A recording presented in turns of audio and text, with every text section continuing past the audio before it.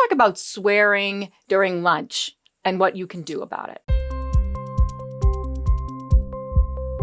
The lunchroom is a place where kids are with their friends, just like the hallway.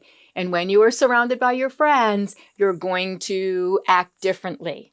And the same thing we do as adults. We know all the words, but for some reason, when I'm sitting with my friends out in an establishment, I might use some language here and there. But, when I'm in my workplace, it never comes out of my mouth. It takes years to learn that.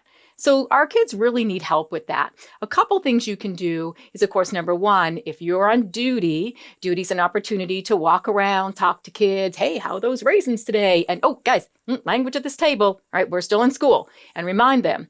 But the other opportunity we have at lunch, especially, is it's such a social place. And I love walking around the cafeteria. And if I can, I'll sit at a table, have a conversation with kids. And they get a little bit weird because they're not used to that. But then they'll talk to you. And I've got to tell you, when I sit at the table and I talk with them for like 2 minutes, a swear word never comes out of their mouth.